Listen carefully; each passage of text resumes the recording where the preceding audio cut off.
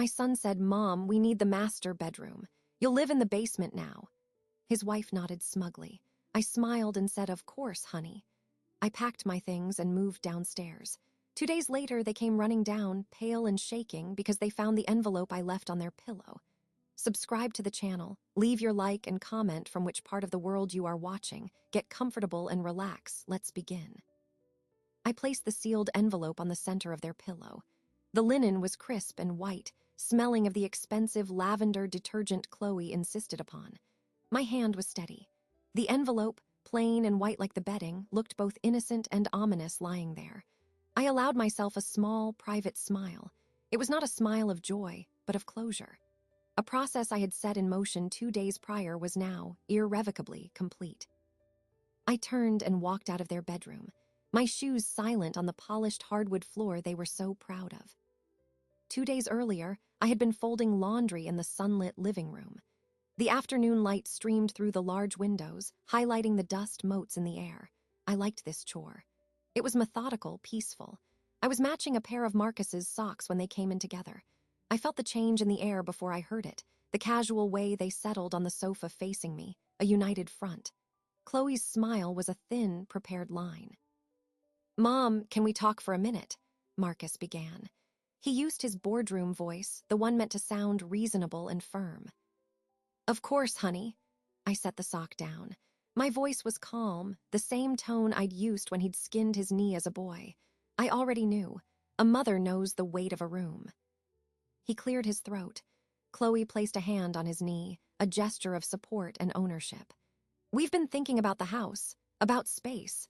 With Chloe's promotion and me working from home more, we feel we need to optimize." I nodded, my hands resting in my lap. I said nothing. "The upstairs, it's where we need our office, our sanctuary," Chloe added, her voice sweet as syrup. "Your room has the best light. It would make a perfect study." Marcus jumped in, rushing now. "And the basement, we've been thinking, it's dry, it's clean. We could fix it up nice for you. A proper bedroom suite down there. More privacy for you, honestly. You'd have your own little apartment." The words hung in the sunny room. They wanted to move me downstairs, to the partially finished, slightly damp basement where the furnace hummed and the memories were stored in cardboard boxes. They wanted to take my room, the one I had chosen when we bought this house, the one that had been mine for 15 years. They wanted to put me away. The pain was a sharp, cold needle in my chest. It spread quickly, a numbness followed by a profound, ringing clarity. I looked at my son's face. He wouldn't meet my eyes. He was studying the weave of the rug. He had practiced this speech. I saw the faint sheen of sweat on his temple. This was hard for him, he wanted me to believe. This was a logical, difficult decision. Chloe watched me, her head tilted. She was waiting for the protest, the tears, the guilt. She was ready to counter with more reason, more fabricated concern for my comfort. I inhaled slowly. The air in the room was still. I let my shoulders relax, and I summoned the smile. My signature smile, the one they always interpreted as agreeable acceptance. The one I had used for decades to smooth over difficulties, to reassure, to comply. It felt strange on my face now, a familiar mask made of iron. "Of course," I said, my voice quiet and even. "That makes perfect sense." The silence that followed was thicker than the one before. Marcus blinked. "Really?" "Yes." I stood up, smoothing the wrinkles from my pants. "You're right, you two need your space to build your lives.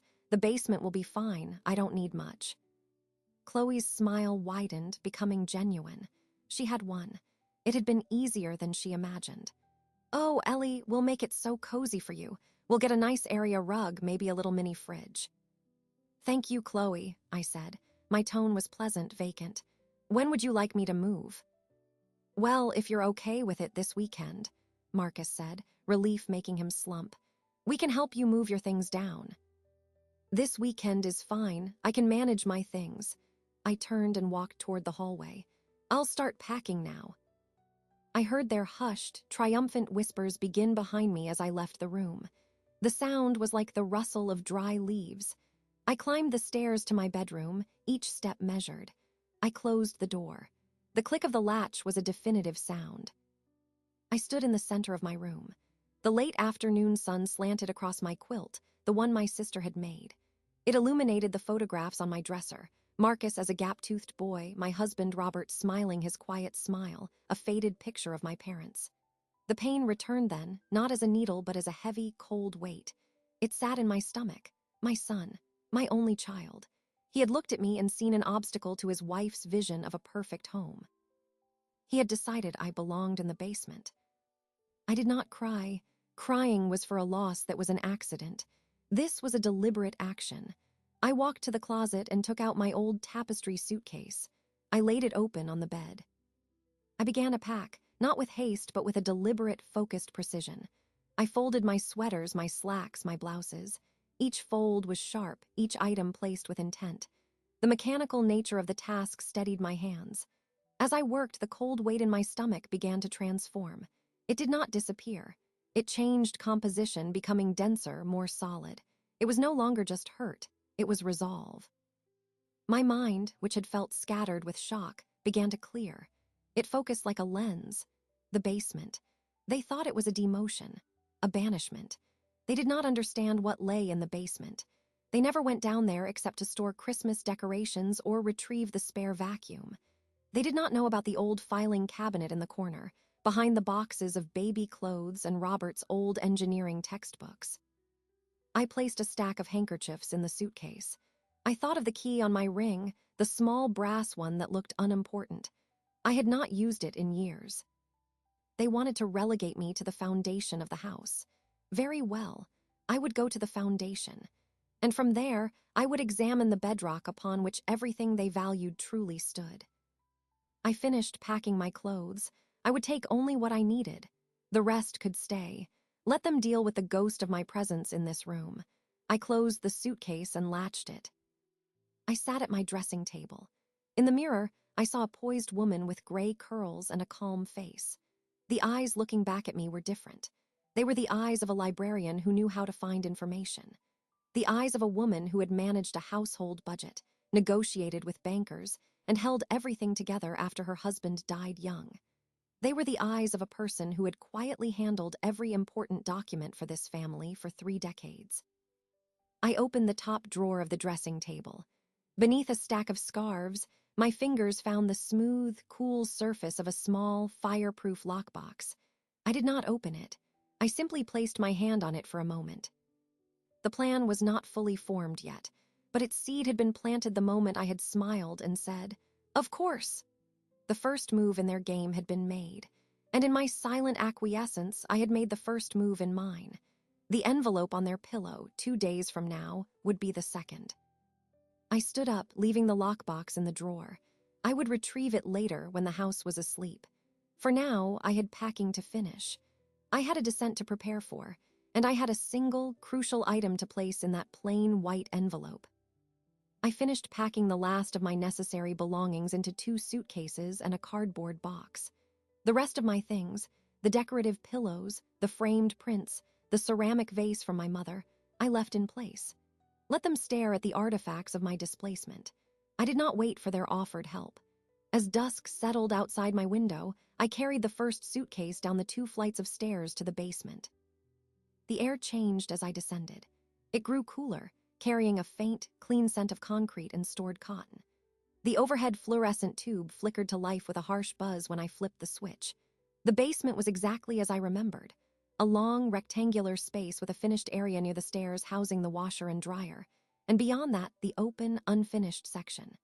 Concrete floor, exposed joists overhead wrapped in insulation, boxes stacked against the cinderblock walls. A single, high window near the ceiling showed a narrow slice of darkening sky.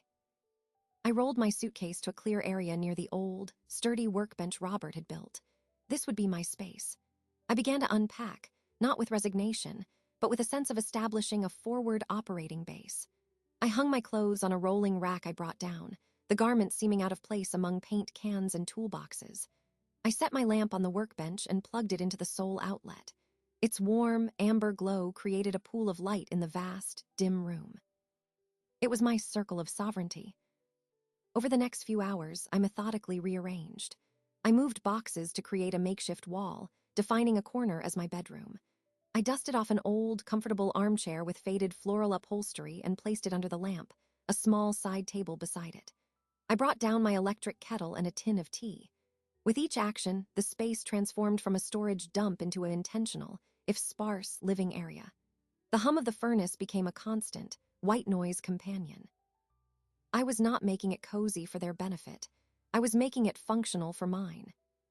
It was late when I finally sat in the armchair, a mug of tea in my hands. The house above was quiet. Marcus and Chloe were likely enjoying the newfound sense of expansion in my old room. The silence down here was different. It was not empty, it was full of potential. It was the quiet of a library before it opens.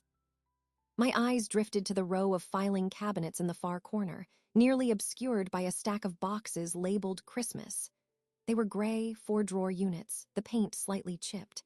Robert had kept our important papers there.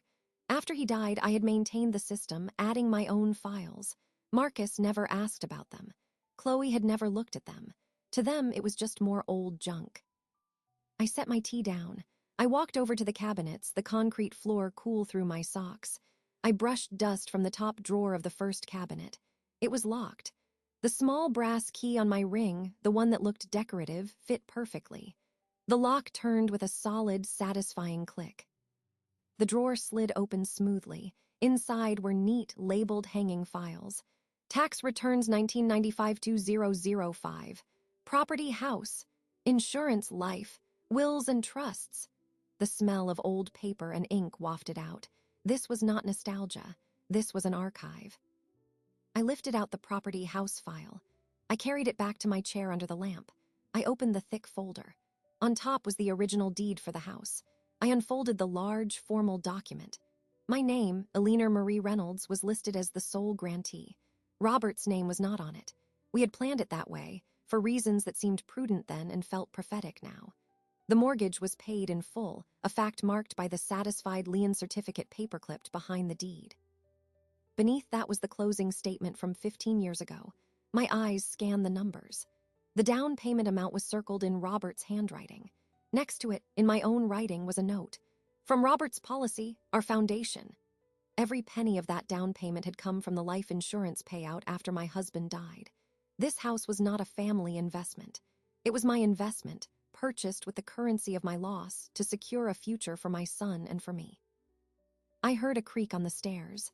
I closed the folder slowly, without haste. I did not look up. Mom, it was Marcus. He stood on the bottom step, peering into my lit corner. He was in his pajamas. He looked younger, uncertain. You okay down here? It's late. I'm fine, Marcus, I said, my voice even. I placed the folder on the side table. Just getting organized, it's peaceful. He shifted his weight, his eyes taking in my arranged corner, the lamp, the chair. It looked more deliberate than he had expected.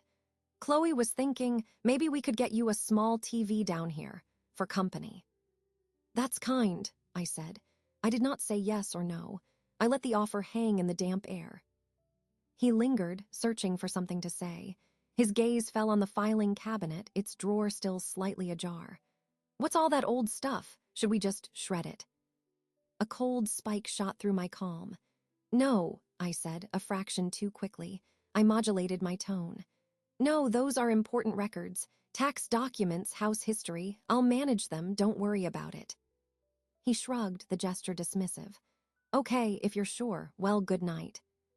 Good night, son. He retreated up the stairs. I waited until I heard the door at the top click shut. I listened to his footsteps fade across the kitchen floor above me. I looked at the closed folder. I looked at the key in my hand. The pain of his dismissal was still there, a dull ache, but it was now compartmentalized, placed in a separate file of my mind. The feeling that dominated was clarity. They saw the basement as an end. I saw it as a beginning. They had given me the one place in the house where I could work undisturbed. They had, in their short-sighted victory, handed me the keys to the foundation, both literal and figurative. I opened the folder again. This time I searched for a specific, slimmer file. I found it behind the deed, labeled in my handwriting, Marcus College. Inside were acceptance letters, grade reports, and copies of tuition checks. And there at the back was a single sheet of lined notebook paper. The writing was his, the looping, enthusiastic script of a 19-year-old. It was a letter he had written during his first semester, full of gratitude and promises. One sentence stood out. "I don't know how you're doing this, Mom, but I swear I'll always take care of you when I'm able. I promise." A teenager's vow, written in a moment of sentimental debt. He had likely forgotten it existed. I had not. I had kept it not as a contract, but as a cherished memento of his good heart. Now its context had changed. It was no longer just a sweet note. It was a benchmark, a point of measurement against which his current actions could be weighed. I did not feel vindictive looking at it. I felt a profound, weary sadness. Then I felt resolve.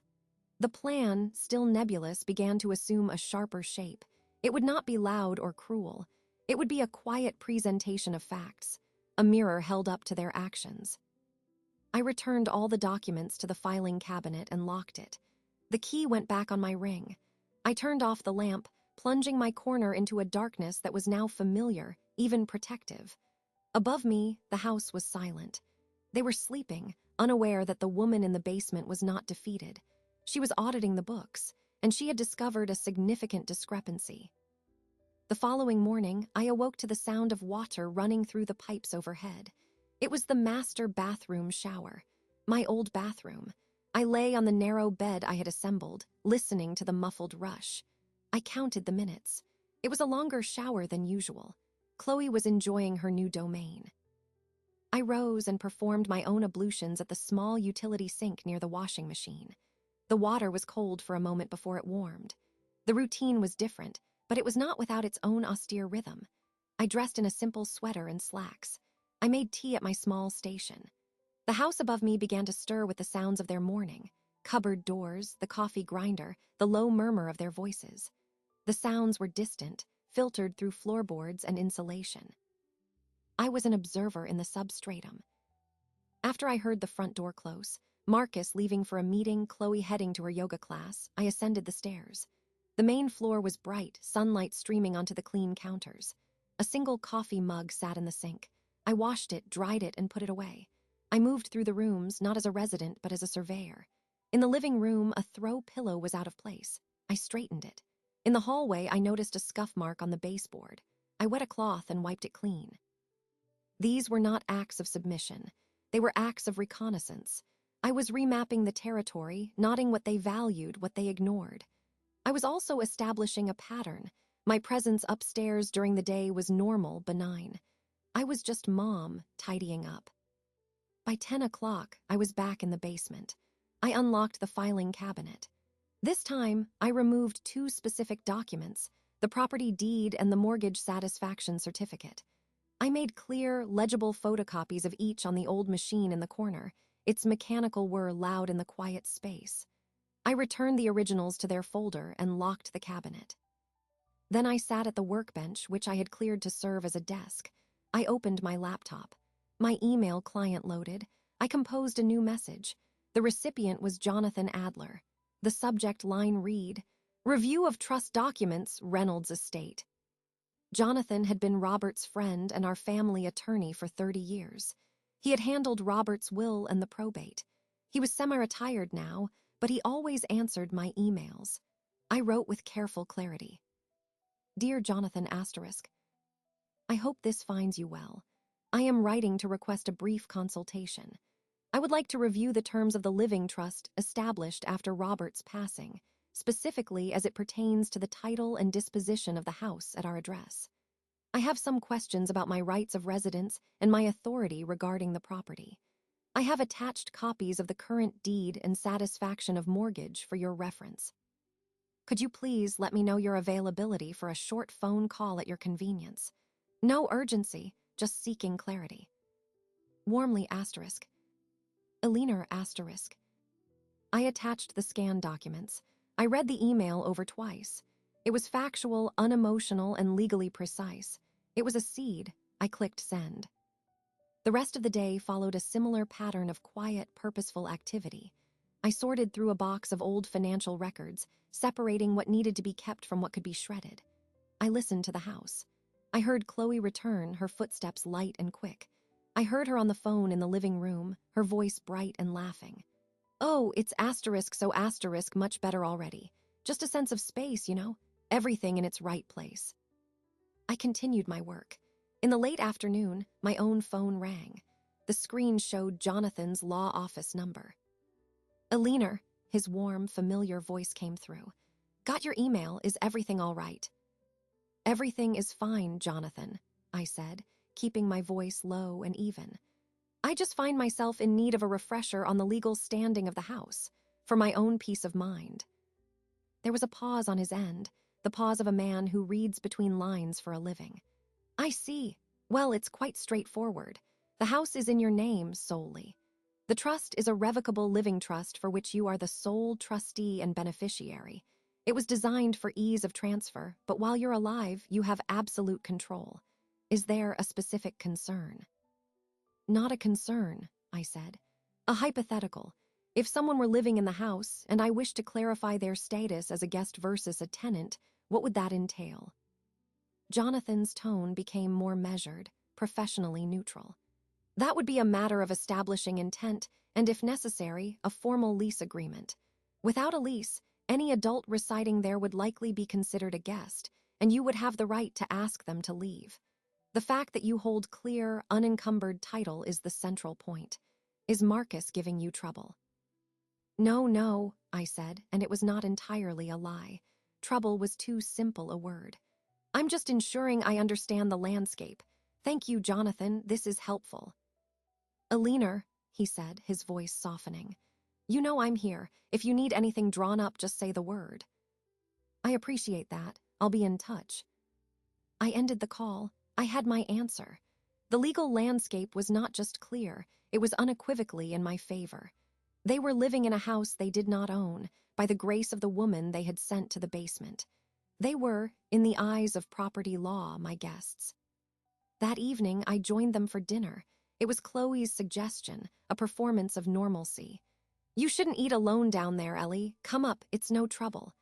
It was trouble for her, and we all knew it, but I accepted. The dining room table was set with their good dishes. The food was a prepared meal from a gourmet shop. Chloe served, talking about her day, her projects. Marcus talked about work. I ate quietly, tasting little. And I think we'll paint the room next weekend, Chloe was saying.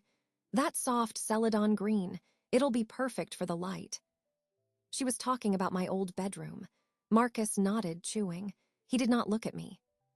How is the basement treating you, Mom? He asked finally, his eyes on his plate. It's adequate, I said. Quiet. I've been sorting through old boxes. It's amazing what one accumulates over a lifetime. Just toss whatever you don't need, Chloe said with a wave of her hand. We can have a shredder delivered. Some things need to be kept, I said. My tone was mild, but it carried a finality that made Marcus glance up. Legal documents, historical records for the house. One must be careful. Chloe's smile tightened slightly. Of course. Anyway, more salad. The conversation moved on, but a thin crack had appeared. They had felt the faint, cold draft of something they did not understand. I had not raised my voice. I had not accused. I had simply stated a fact. Some things need to be kept. Later, back in the basement, I prepared the envelope. A standard white business envelope. Into it, I placed one item, the photocopy of the deed showing my solitary name. I did not seal it. Not yet. I left it on my workbench, a blank rectangle under the lamp. The first moves had been made. The call to Jonathan, the questions at dinner. They were subtle, almost invisible. But pressure, I knew, could be applied quietly over time like water wearing away stone. The envelope was my next step. But its placement required the right moment, a moment when its discovery would carry maximum weight. I would know when that was. Upstairs, I heard the faint sound of their television. A comedy, judging by the rhythm of the laugh track. They were relaxed, unsuspecting. The current of my actions flowed silently beneath their feet, and they did not feel its pull. Not yet. 2 days after my call with Jonathan, the letter arrived. I saw the mail carrier approach through the high basement window, a sliver of blue uniform and a sheaf of envelopes. I heard the metallic snap of the mailbox flag being lowered. I was downstairs, organizing a box of old photographs, but my attention was focused on the sounds above. I heard the front door open, Marcus's footsteps returning from his morning run. A pause as he collected the mail. Then his footsteps again, faster this time, moving to the kitchen island. The rustle of paper, then silence. I continued sorting photographs. A picture of Marcus at his high school graduation, his smile wide and unguarded. Another of Robert standing proudly beside the newly painted front door of this house. I placed them in separate piles. My hands were steady. The silence upstairs stretched. Then I heard the low murmur of voices. Chloe had come into the kitchen. Their conversation was hushed but intense. I could not make out words, only tone. A rising note of alarm in Chloe's voice, a defensive, lower rumble from Marcus. About 20 minutes later, his footsteps approached the basement door. He descended the stairs slowly, a single sheet of paper in his hand. His face was pale, his running clothes dark with sweat. He looked like a man who had seen a ghost. "Mom." I looked up from the photographs. "Yes, dear. Did you have a good run?" He ignored the question. He held out the paper. It was formal stationery. I could see the embossed letterhead even from a distance. Did you get a letter from a law firm? Adler, Gable, and Finch." I took the paper from him. I made a show of reading it, though I knew precisely what it would say. It was a standard letter from Jonathan's office, a courtesy copy sent to the address of record. It was addressed to me. It stated, in polite legal language, that per my recent inquiry, they were initiating a review of the trust and property title documents associated with my estate, and would be in touch to schedule a follow-up consultation at my convenience. It was routine, administrative. To Marcus, it must have looked like a subpoena. "Oh, yes," I said, my voice light. "Jonathan Adler, he was your father's attorney. I asked him to clarify some old paperwork about the house. I told you I was sorting through documents." Marcus's eyes were wide. "Clarify what? What does review of title mean? Is there a problem?" "No problem," I said, handing the letter back to him. "Just due diligence. When you get to my age, you want to make sure everything is in order, for the future." I said the last word with a slight emphasis. He stared at the letter as if it were written in a foreign alphabet. "But why would they send this here? It's addressed to you." "This is my address, Marcus," I said simply. I turned back to the photographs, selecting one of him as a toddler playing in a sandbox. He stood there, the paper trembling slightly in his hand. "Mom, you have to tell me what's going on. This is serious. Legal stuff, it can get complicated." I looked at him again, allowing a faint, puzzled expression to cross my face. "It's not complicated, dear. The house is in my name. I own it. I'm just having the attorney confirm the details. It's a normal thing for a homeowner to do. You and Chloe review your financial documents, don't you?" The word homeowner landed between us with a tangible weight. He blinked. He had never said the words "you own it" to himself. He had lived here for years, paid utilities, renovated the kitchen, and called it our house. The legal reality had been an abstract concept, until now. "But we live here," he said, his voice losing its force. "Of course you do," I said, my tone warm, almost soothing. "You're my family. This is your home. My review doesn't change that. It just formalizes the understanding." I left the word understanding hanging, ripe for his interpretation. He opened his mouth, then closed it. He looked from the letter to my calm face, then around my basement corner, the organized files, the lamp, the sealed envelope still waiting on my workbench. A new, unsettling connection was being made in his mind between my quiet activity down here and the official letter in his hand. "Just, next time, maybe give me a heads up if something like this is coming, okay?" he said, attempting to regain a semblance of control. It gave Chloe a scare. "I'm sorry she was alarmed," I said, not sounding sorry at all. "It's just paperwork, nothing for you to worry about." He nodded stiffly and turned to go back upstairs, the letter clutched tightly. I listened to his retreating steps. Then I heard the rapid, whispered conversation resume in the kitchen. The tone was no longer just alarmed, it was fearful. I picked up the photograph of Robert by the front door. He looked hopeful. We both had been. I placed the photo in the keep pile. Later that afternoon, I went upstairs to make a pot of tea. Chloe was at the kitchen island, staring at her laptop. She did not look up as I entered. The atmosphere was thick with a silence that was different from before. It was the silence of suspicion. "Would you like some tea, Chloe?" I asked.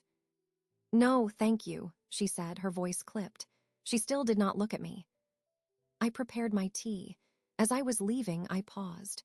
"Oh, Chloe, if you come across any other mail for me, just leave it on the counter. I'll get it." Now she looked up. Her eyes were sharp. "Why would there be other mail? What are you expecting?" "Nothing in particular," I said with a small shrug. "But at my age, one corresponds with banks, with insurance companies, with attorneys. It's all part of life's administration. It can look alarming if you're not used to it."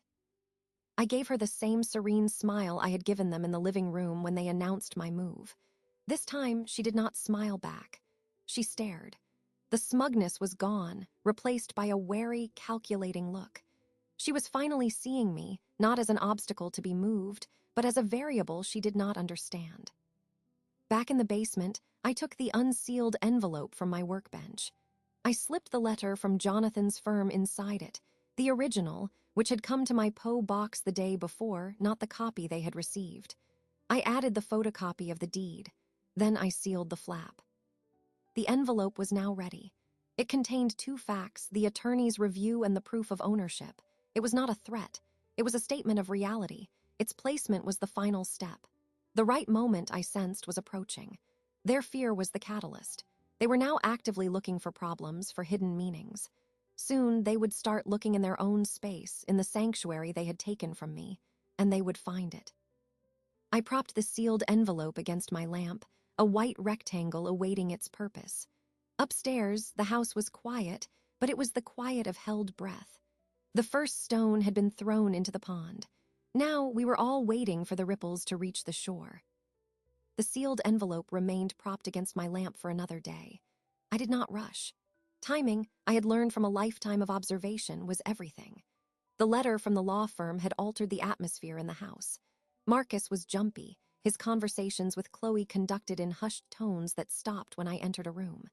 Chloe watched me with a new, narrow-eyed attention. My every movement upstairs, watering a plant, retrieving a book, seemed to be monitored for hidden intent. It was on the 3rd evening after the letter's arrival that the house offered me the perfect moment. We were in our respective spaces. I was in the basement, reading a novel under the pool of light from my good lamp. Marcus and Chloe were upstairs. I could hear the faint sounds of a television drama from the living room. Then everything went dark. The sudden silence was profound. The furnace's hum ceased. The faint background whir of the refrigerator upstairs stopped. The television died mid-dialogue. The only light in my basement was the narrow, ghostly rectangle of the high window, illuminated by a neighbor's security light. I heard a sharp exclamation from Chloe above. "Marcus, the power." "I see it," his voice replied, annoyed. "Must be a breaker or the whole block." I listened. There were no sounds of neighbors complaining, no shouts from outside. I stood and walked to the circuit breaker panel on the wall near the stairs. My flashlight was in its designated spot on the shelf beside it. I clicked it on. The beam cut a clean path through the darkness. I opened the panel door and shone the light over the rows of switches. Every one of them was still neatly in the on position. This was not a tripped breaker. It was a localized outage, likely a transformer or a line issue on our street. A minor, commonplace inconvenience. But in the context of our current situation, it was a gift. I heard their footsteps overhead, clumsy in the dark. A drawer opened and closed. "Where are the flashlights?" Chloe's voice was edged with panic. "I don't know. Check the junk drawer." I *am* checking. I took a slow breath. I climbed the basement stairs, my flashlight beam leading the way. I opened the door to the kitchen. They were silhouettes in the deep blue gloom, fumbling at the counter. Marcus was trying to use the light from his phone. "It's not just us," he said, peering out the window. "The whole street is dark." "I can't find anything," Chloe said, her voice rising. I stepped fully into the kitchen and turned my flashlight beam to the floor, illuminating their legs and casting my own face in shadow from below. They both flinched, turning toward the light source. "Looking for these?" I asked, my voice calm. In my other hand, I held 2 more heavy-duty flashlights from my basement supply. Chloe stared, her mouth slightly open. Marcus blinked, blinded by my beam. "Mom, you have flashlights." "Of course," I said. I walked forward and handed one to each of them. "I keep them with fresh batteries in the basement, next to the breaker panel. One should always be prepared for minor emergencies." I emphasized the word prepared. They took the flashlights, their beams now joining mine in a chaotic dance across the ceiling. The illumination from below gave our faces a strange, skeletal cast. I saw the confusion on theirs, the dawning realization that while they had been stumbling and arguing in the dark, I had been sitting in a pool of light, undisturbed. "Is the breaker tripped?" Marcus asked, his voice trying to sound in charge. "No," I said. "All switches are on. It's an external outage. It may last minutes or hours. The utility company will be notified automatically." I had already checked my phone, which had a data connection. No alerts yet, but the system was efficient. "How are you so calm?" Chloe asked. The question was accusatory. I tilted my head. "It's only darkness. It's temporary. I have a book, a battery-powered lamp, and a thermos of tea downstairs. I have what I need." I let that statement hang. I have what I need. The subtext was clear. My self-sufficiency was not dependent on the systems of the house they controlled. Marcus looked from his flashlight to my steady hand holding mine. The symbolic weight of the moment was not lost on him. The power had gone out in their domain. The basement, my domain, was functionally unchanged. I was the one who emerged with the tools to navigate the darkness. "Well, thanks," he muttered, his pride stung. "You're welcome," I said. "I'll be downstairs if you need anything. The flashlights are yours to keep up here." I turned and walked back toward the basement door, my own beam a steady guide. I left them standing in the middle of their dark kitchen, holding the lights I had provided. Back in my armchair, I turned on my battery-powered lantern. It cast a warm, wide glow that filled my corner, pushing the darkness beyond the concrete walls back even further. The silence was complete, but it was my silence. I picked up my novel again. About 15 minutes later, I heard soft footsteps on the stairs. Marcus appeared, his flashlight pointed at the floor. He looked at my lit, orderly space, at me sitting composed in my chair with my book. He looked like a visitor. "The landline is dead too. Cell service is spotty," he said, stating the obvious. "Mine is working well enough," I said, not looking up from my page. I had a different carrier, one with a better local tower. Another small, unplanned advantage.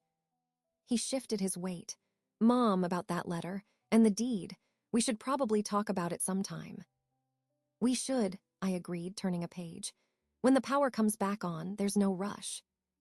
He lingered, but I offered no more. He finally nodded and retreated back upstairs. I did not look up until I heard the door close. The power returned 2 hours later. The sudden cacophony of appliances restarting, lights blazing on, the television resuming its program was jarring. It felt invasive after the deep quiet. A few minutes after the lights came back, I turned off my lantern. The fluorescent tube in the main basement area buzzed back to life. The spell was broken, but the impression, I knew, was cemented. I ascended the stairs to return to the main floor, a simple journey to get a glass of water. The kitchen was brightly lit, harsh after the darkness. Marcus and Chloe were sitting at the island. The 2 flashlights I had given them lay on the counter between them, like evidence. "Power's back," Chloe said. She attempted a smile, but it was weak. "So I see," I said. I filled my glass from the tap. "Everything all right up here?" "Fine," Marcus said. His eyes followed me. "Your lamp worked well." "Perfectly," I said. I took a sip of water. "It's good to have reliable things that don't depend on the grid." I gave them a small, polite nod and carried my glass back toward the basement. I did not look back, but I could feel their eyes on me. The outage had been a practical test, and they had failed it. I had passed. More than that, I had demonstrated a fundamental truth. Their control over the environment was illusory, dependent on external forces. My peace was internally generated. I had shown them in the most literal way possible where the true resilience in the house resided. Back at my workbench, I picked up the sealed envelope. The moment was not tonight, but it was very soon. The taste of vulnerability was fresh in their mouths. They were now primed to see threats in the shadows, to question their own security. The next step would land with greater force. I placed the envelope back in its spot. The stage, I felt, was almost set. The envelope waited. The house, with its power restored, had returned to its normal rhythms, but the normalcy was now thin and strained. I sat at my workbench, the deed and the attorney's letter before me. These were not just papers. They were the condensed history of my entire adult life, the receipts of love and loss. To understand why my next move was necessary, I had to remember where the power truly originated. Not from a circuit breaker, but from choices made long ago. After Robert died, the world did not so much collapse as it simply emptied. The silence in our old apartment was a physical presence. Marcus was 16, a tornado of grief and anger. The life insurance payment arrived, a staggering sum that felt like blood money. I stared at the check, numb. It represented a future he would not have, a security he could not provide. I could have invested it conservatively. I could have used it to pay for Marcus's college outright. Instead, I went to see a realtor. I had a singular thought: roots. We needed permanent, undeniable roots. A house. Not an investment property, but a home. Something that could not be taken from us by a landlord's whim or a rent increase. A fortress. I found this house. It was a little too big for two people, but it had good bones. The down payment was the entire insurance check, every penny. The mortgage officer raised his eyebrows. "You're sure you want to tie up all that liquidity?" I was sure. Liquidity could evaporate. A deed was solid. When we signed the closing papers, it was my name alone on the line. Robert's name was not on the mortgage because Robert was gone. It was a brutal, mathematical truth. The lawyer, Jonathan, had suggested it for simplicity. "It avoids probate complications later," he'd said. I saw it as something else. Sole responsibility demanded sole authority. I remembered moving in. The rooms echoed. Marcus, sullen, claimed a bedroom upstairs. I took the other. We existed in the space, two satellites orbiting a void, but slowly the house did its work. He hung posters. I painted walls. We planted a tree in the backyard. The mortgage payments were a grind, a monthly act of devotion that replaced the grief with pragmatism. I took extra shifts at the library. I clipped coupons. This house became the third parent, the silent partner that demanded sacrifice and gave stability in return. Marcus's promise came later. He was in his first year of college, finally emerging from the fog of adolescence and loss. He called home, his voice crackling on the bad dorm phone line. He was talking about a philosophy class, about ethics and debt. Then his tone shifted, grew quiet. "Mom, I know what you did, with the insurance money, for the house. My friend's mom just blew hers on a cruise." He paused. "I don't know how you're doing this, but I swear I'll always take care of you when I'm able. I promise." The words were a balm. They were the return on my investment I had truly wanted. Not financial, but filial. I printed out his email. He'd sent a follow-up reiterating it, and I tucked it into the filing cabinet with the deed. It was a cherished artifact, a marker that my son's heart was in the right place. I never considered it a contract. It was a flower pressed in a book, a beautiful, fragile thing to be admired. Years passed. He graduated. He got a job. He brought Chloe home. The house was always here, the foundation. He moved back in after a bad breakup, temporarily. Then he and Chloe got engaged, and staying here while they saved seemed practical. I welcomed them. It felt right. The house was fulfilling its purpose as a family anchor. I never presented a lease. I never asked for formal rent. We were family. The rules were unwritten, based on mutual respect and the old promise. I looked down at the deed. My name, only mine. They had lived here for years under the umbrella of that unwritten contract. They had benefited from the security bought with my husband's death. And then they had looked at the provider of that security and decided she belonged in the basement. The hurt was still there, a cold, hard stone in my chest. But alongside it now was a towering, unassailable fact. They had broken the promise. Not the legal one, there was none. They had broken the moral one, the one written on that lined notebook paper. By doing so, they had voided the unwritten rules. My love for Marcus was not gone. It was the source of the profound sadness that underpinned every calculated move. But love does not preclude justice. Sometimes, love demands it. He needed to understand the weight of the foundation upon which he stood. He needed to see the receipt. I unlocked the filing cabinet once more. I found the folder marked Marcus College. I slipped out the printed email, the physical copy of his promise. I read the sentence again. I swear I'll always take care of you when I'm able. He was able. He had a good job, a wife with a promotion. His method of care had been to exile me. I took the letter to my small printer and made a clear photocopy. I then took a simple yellow post-it note. I wrote in my neat librarian's hand, "Let's discuss the future. Love, Mom." I attached the post-it to the photocopy of his promise. I opened the sealed envelope on my workbench. I added the 2 new pages, the copy of his promise with the post-it and a fresh copy of the deed. Now it contained the full story, the legal truth and the broken promise, side by side. The attorney's letter provided the context of official scrutiny. It was a complete package. I resealed the envelope. Its weight was satisfying in my hand. It was no longer just a tool of revelation, it was an object lesson. It contained the past, present, and a question about the future. The time for quiet preparation was over. The foundation had been examined and was sound. The next phase required action. They had been living in a story they had written, one where they were the benevolent caretakers and I was the dependent to be managed. It was time to present them with the original manuscript, the one written in my name and in his own youthful hand. They could no longer plead ignorance. The evidence was all here, in this plain white envelope. I placed it back against the lamp. Tomorrow, I decided. Tomorrow, when they were both out for the afternoon, I would deliver it to the heart of their new territory. I would place it on the pillow of the bed in the room that was once mine. Let them find it in the space they had taken. Let the confrontation happen on the very ground of their transgression. The stage, I confirmed, looking at the envelope, was finally set.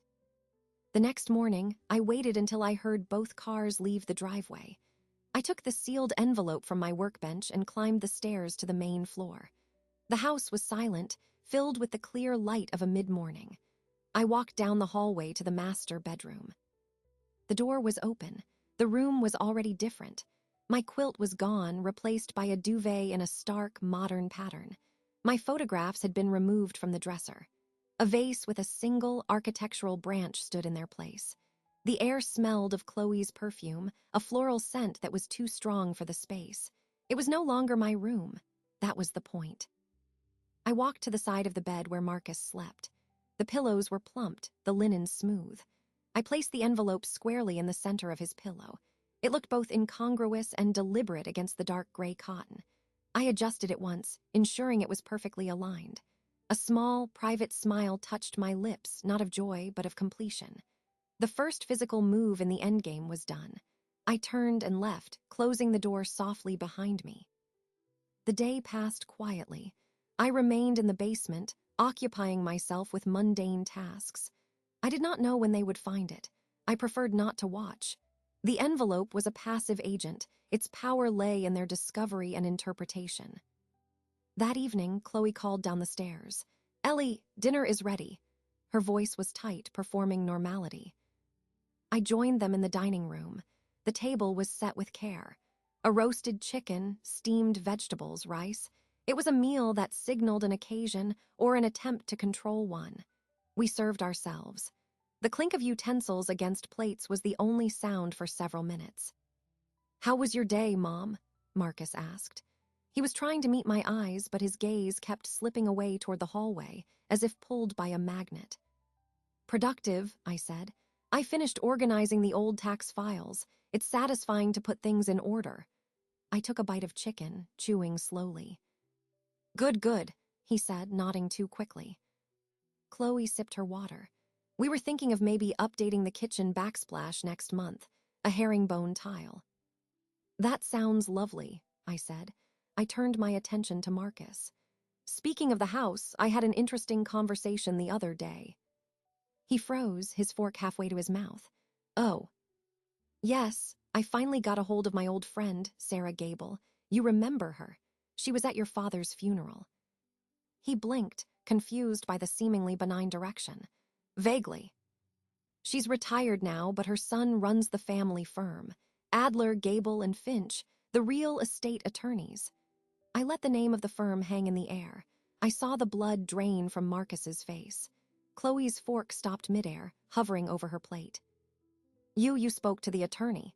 Marcus asked, his voice strained. "Just a catch-up," I said, my tone light. "We got to talking about property values in the neighborhood. He mentioned how important it is to have a clear, long-term plan for a major asset like a house, especially with how the market is." Chloe set her fork down carefully. "What kind of plan?" "Oh, I said, waving my hand slightly. "Whether to hold, to sell, to leverage equity. He asked about my own plans. I told him I hadn't given it much thought, that I assumed I'd be here indefinitely. But it got me thinking." I looked directly at Marcus. "What is * your 5-year plan for this house?" The silence that followed was absolute. Marcus's mouth opened, but no sound came out. Chloe stared at me, her eyes wide, her earlier composure shattered. "Our plan," Marcus finally managed. "Yes, do you and Chloe see yourselves here long-term? Are you thinking of it as your forever home or as a stepping stone? It's an important question for estate planning, you see. It affects how things are structured." I took another bite of vegetables, chewing thoughtfully as if discussing the weather. We haven't decided," Chloe said, her voice thin. "We're just settling in." "Of course," I said, nodding. "No rush, but it's something to consider. If you were to move, for instance, the legal process of transferring ownership can be quite straightforward when the title is clear. Or if you were to stay, well, that raises other questions about inheritance, taxes, rights of residence." I said the last phrase with particular clarity. Marcus pushed his plate away, his appetite gone. "Mom, why are you talking about this? Is this about that letter?" "The letter from Jonathan? No, that's just a formality," I said, dismissing it with a gentle shake of my head. "This is just practical conversation. A homeowner should think about these things. I'm just asking your thoughts as the people who live here. Your perspective is valuable to me." But my words belied the power dynamic I had just invoked. By asking for their plan for my house, I had flipped the script entirely. They were no longer the decision-makers discussing where to put me. They were tenants being interviewed about their long-term intentions. "We don't have a plan," Marcus repeated, his voice rising slightly in frustration and fear. "Well," I said, wiping my mouth with my napkin, "perhaps you should make one. It's always good to have clarity for everyone involved." I stood up, my own plate mostly finished. "Thank you for dinner. It was delicious. I think I'll retire downstairs. I have some reading to do." I did not wait for a response. I carried my plate to the kitchen, rinsed it, and placed it in the dishwasher. I could feel their eyes on my back, their stunned silence filling the dining room. As I walked toward the basement door, I heard the frantic, hushed whispering begin. "What is she doing? What does she mean?" Chloe's voice, sharp with panic. "I don't know. She's talking to lawyers, Marcus." "Just calm down." Their voices were cut off as I closed the basement door behind me. I descended the stairs to my quiet, well-ordered space. The tension I had spun upstairs was now theirs to grapple with. I had asked a simple, reasonable question. I had not threatened. I had not yelled. I had merely introduced a future variable they had never considered, a future in which they might not have a say. I sat in my armchair but did not pick up my book. I listened. The murmurs continued for a long time. Then I heard their footsteps going down the hallway, toward their bedroom. The envelope was waiting. I wondered if they would find it tonight, or if their fear would keep them out of their own room. Either outcome suited my purposes. The pressure was now at its peak. The crack I had opened at dinner had become a chasm. And sitting at the bottom of it, on a crisp gray pillow, was an envelope containing the truth that could either bridge it or widen it forever. The next move was finally, undeniably, theirs. I remained in my basement chair for a long time after the dinner conversation, listening to the quality of the silence above. It was not peaceful. It was the silence of arrested motion, of two people frozen in the aftermath of a detonation they did not see coming. Then it broke into a frantic, sibilant whisper. I could not make out words, only the cadence of fear and accusation. Eventually, I heard their footsteps move down the hallway, past the kitchen, toward their bedroom. I imagined them walking slowly, each step heavy with dread. The sounds that followed were telling. I did not hear the normal routine, drawers opening for pajamas, the bathroom faucet running. Instead, there was a long, dead quiet. Then, a single, sharp gasp. It was Chloe. It was followed by Marcus's low, urgent what. I pictured the scene perfectly because I had staged it. They would have entered their room, the tension from dinner still coiling in their stomachs. They would have seen the bed, the neatly made duvet, and there, centered like a bullseye on Marcus's pillow, the white envelope. A foreign object in their sanctum. A violation. More whispering, this time faster, more panicked. I heard the distinct sound of the bedroom door being pulled closed, not with a slam, but with a careful, deliberate click. They had sealed themselves in with it. I stood and walked to the base of the stairs, not to eavesdrop on words, but to monitor the pressure. Their voices were muffled but intense behind the closed door. "Did you put this here?" Marcus's voice strained. "Of course not. How would I, when?" Chloe's reply, higher, defensive. "It's just sitting there, on my pillow." "Well, open it." "I'm not opening it." "Why not?" "Because I don't know what's in it." His voice rose, then dropped back to a harsh whisper. "It's from her. It has to be. Who else? It's a message." A long pause. I imagined them standing at the foot of the bed, staring at the rectangle of paper as if it were a live wire. "What kind of message?" Chloe's voice was smaller now. "How should I know, after what she said at dinner? About lawyers and plans, it's proof, or a threat, or a notice." "A notice to do what?" "To leave," he hissed, the words barely audible even to my attuned ears. "What else? She owns the house. The lawyer's letter, the deed, she's making a point. This is the point." Another silence, longer this time. I heard the faint rustle of fabric. One of them had likely sat down on the bed, perhaps facing away from the envelope. "We can't just leave it there," Chloe said, her voice weary. "We can't just open it," Marcus countered. "So what? We sleep with it on the pillow. We ignore it." "I don't know." I heard the frustration, the fear, the utter paralysis. This was the reaction I had hoped for, though hearing it gave me no pleasure. It was a clinical confirmation of my hypothesis. Their authority was a performance, and when confronted with a tangible symbol of a power they had ignored, they crumbled. The envelope was more powerful sealed than it would be open. Its contents were finite. Their imaginations were infinite, and currently they were conjuring their own worst-case scenarios. I returned to my armchair. There was nothing more for me to do. The mechanism was in motion. I picked up my book, but I did not read. I listened to the house. The whispers behind the door continued off and on for nearly an hour. Then, finally, I heard the door open. Quiet footsteps went to the bathroom. The shower did not run. The footsteps returned. The door closed again, this time with a softer finality. They had decided for tonight to leave it. They would go to bed with the envelope lying between them, a silent, potent third party in their marriage. I could imagine the dark room, the two of them lying stiffly, their eyes open, acutely aware of the small, white shape on the other pillow. Every shift, every rustle of sheets would remind them. I turned off my lamp and lay down on my own bed. The basement darkness was comfortable, familiar. I felt no triumph, only a weary certainty. The lesson was being administered, not by my words, but by their own conscience and fear. They were teaching themselves. My role had been to provide the curriculum, a deed, a lawyer's letter, a copied promise, and a blank space for their guilt to fill. The envelope contained all of it, but its true power tonight was in its seal. It forced them to sit with the unknown, to marinate in the consequences of their actions without the relief of a defined punishment. I slept. Upstairs, I doubt they did. The next morning, I rose at my usual time. I went upstairs to make breakfast. The kitchen was empty. The master bedroom door was still closed. I moved quietly, preparing my oatmeal and tea. As I was sitting at the island to eat, the bedroom door opened. Marcus emerged first. He looked like he had not slept. His eyes were shadowed, his shoulders slumped. He saw me and stopped, his gaze darting to the hallway behind him as if expecting the envelope to have followed him out. Good morning, I said, my tone neutral. Morning, he mumbled. He went straight to the coffee maker, his movements jerky. Chloe came out a moment later.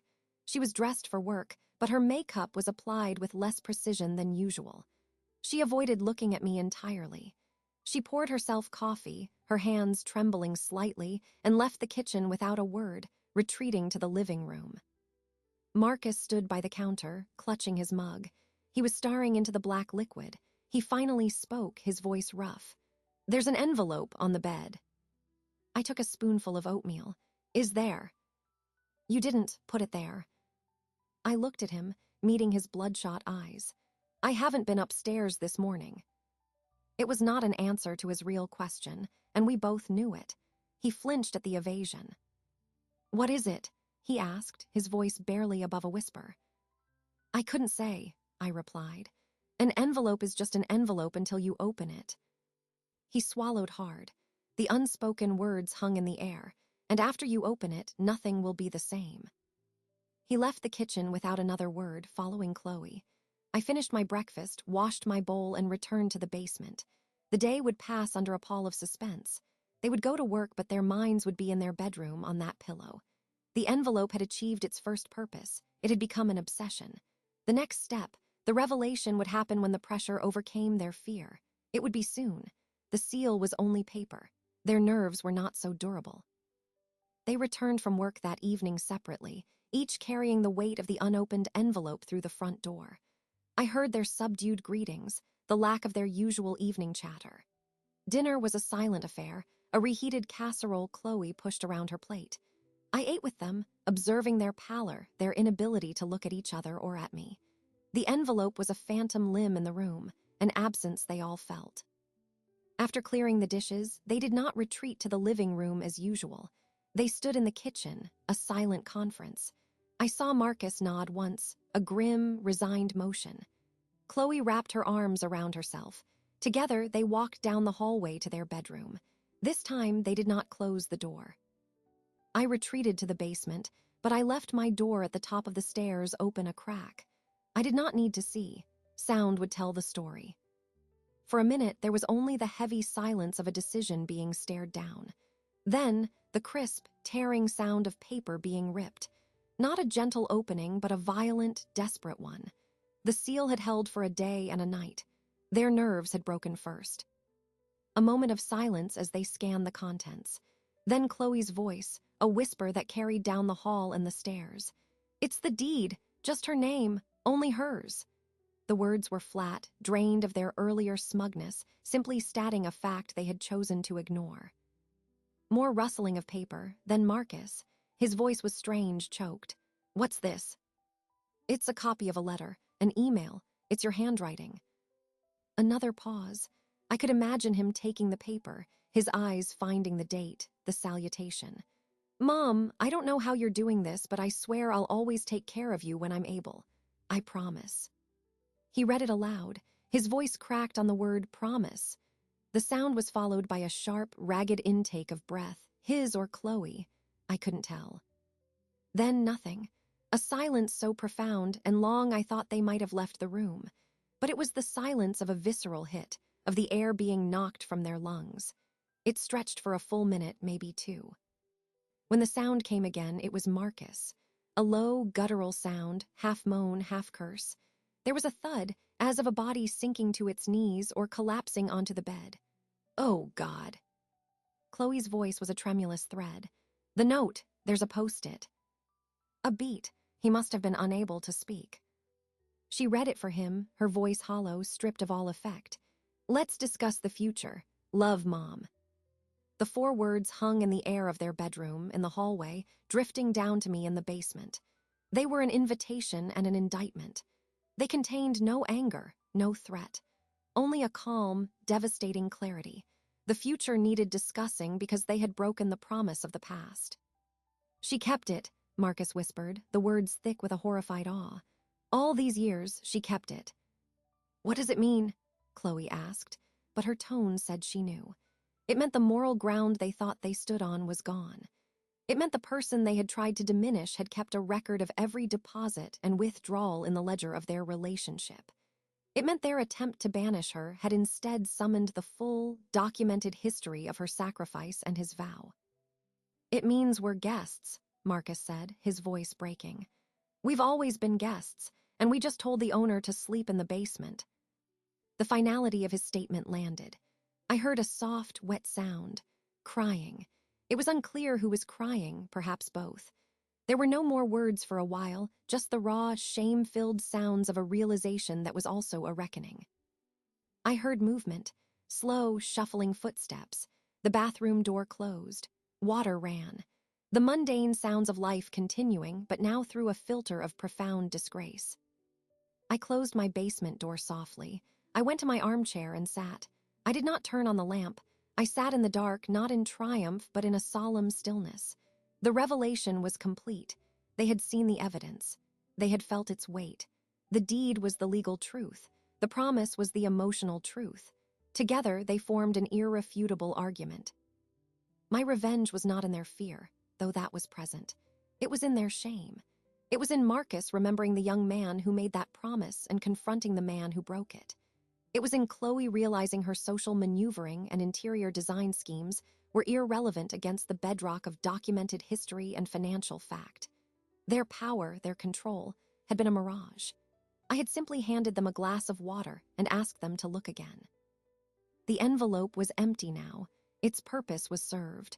The truth was out, and it was lying on their bed amidst the torn white scraps of the envelope, a messy, undeniable reality. They would have to pick it up.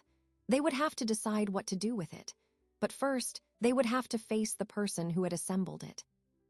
I knew they would come to me. The note had invited a discussion. There was nowhere else for them to go. The basement was no longer my exile, it was my audience chamber. And they were now the supplicants, bearing the heavy burden of their own acknowledged failure. I poured myself a cup of cold tea from the thermos and waited in the quiet dark. The next move, the final move, was theirs to initiate, but the terms of the discussion would be mine. I did not wait long. The sound came within the hour, hesitant footsteps on the basement stairs, not the quick, confident tread of Marcus checking on me, nor the light, dismissive click of Chloe's heels. This was the slow, heavy shuffle of people approaching a reckoning. I had already turned on my lamp. I was seated in my armchair, a cup of tea steaming on the side table. I had not chosen the chair for comfort, but for its position. It faced the base of the stairs directly. Anyone descending would have to stop and face me. They appeared on the bottom step, side by side. Marcus's eyes were red-rimmed and swollen. He held the contents of the envelope, the deed, the attorney's letter, his copied promise with the yellow post-it note, clutched in one trembling hand. Chloe stood slightly behind him, her face pale and stripped of its usual calculated expression. She looked hollow. They stood there, frozen, like children sent to the principal's office. "Come in," I said, my voice calm. I did not gesture. I simply looked at them. They moved forward into the circle of my lamplight, stopping a few feet from my chair. The furnace hummed its steady note. Marcus opened his mouth, but no sound emerged. He looked down at the papers in his hand as if they were burning him. He began, then choked. He tried again. "We opened it." "I assumed you would," I said. I took a slow sip of my tea. The silence stretched. He had to carry the weight now. He had to speak first. "The house," he finally whispered. "It's really only yours." "Yes," I said. "It always has been. The down payment was your father's life insurance. The monthly payments came from my salary. The deed reflects that reality." He flinched at the mention of his father's insurance. Chloe's eyes darted to the concrete floor. "And this," he said, holding up the copied email, the paper fluttering. "I wrote this. I remember." "I know you remember," I said. "I kept it because it was a beautiful sentiment. It showed the man I raised you to be." The unspoken contrast hung in the air. The man you were versus the man you have been. He understood. A tear traced a path down his cheek. He did not wipe it away. "We didn't think," he started, then shook his head.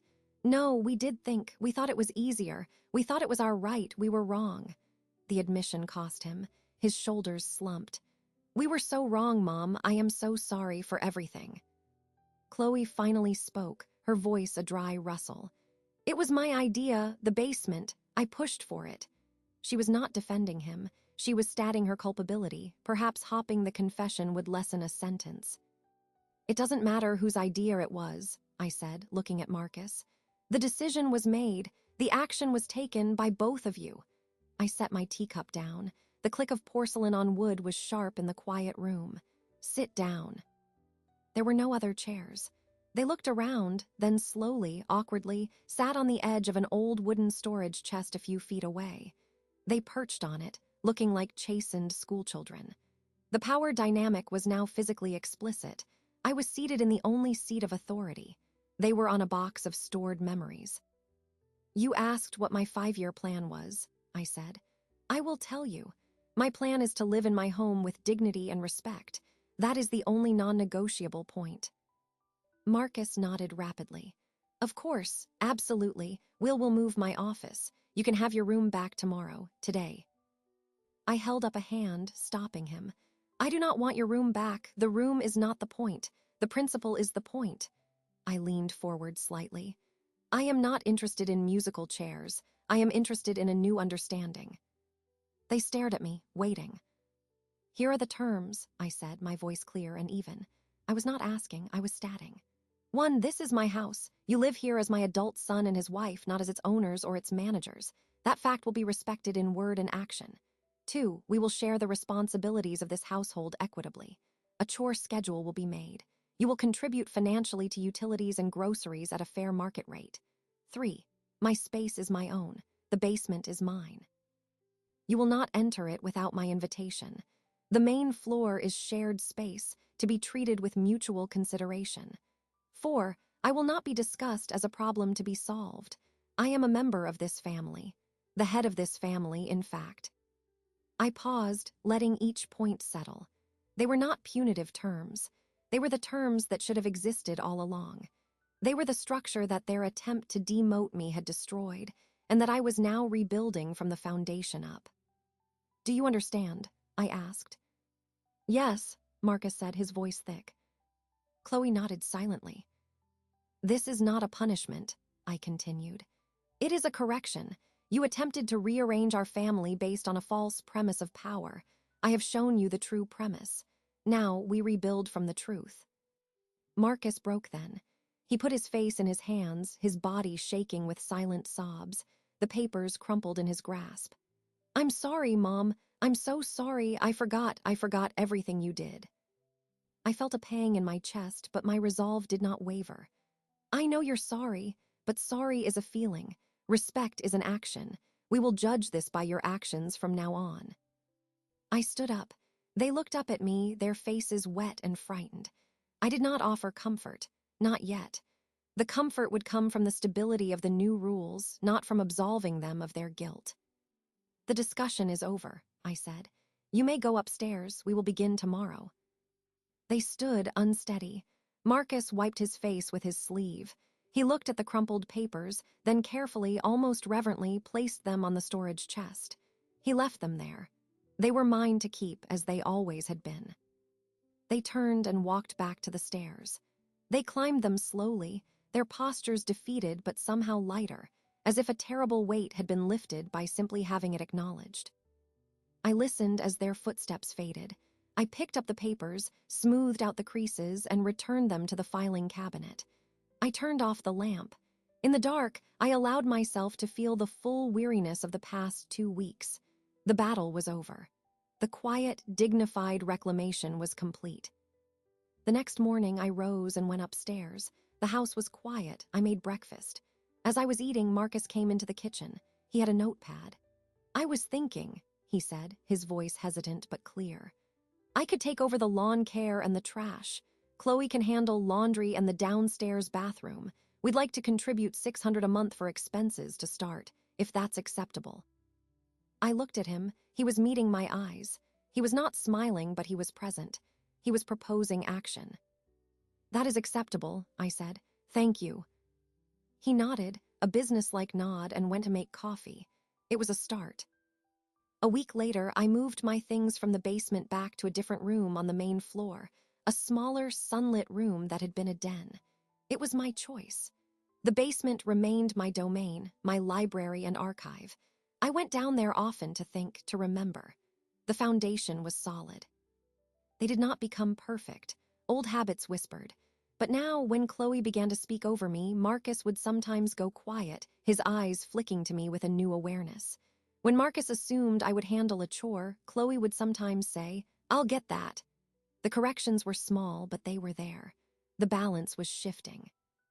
The envelope had contained the truth, and the truth, once seen, could not be unseen. It did not create a perfect family. It created an honest one. And in that honesty, spoken in the quiet hum of a basement furnace, I found my victory.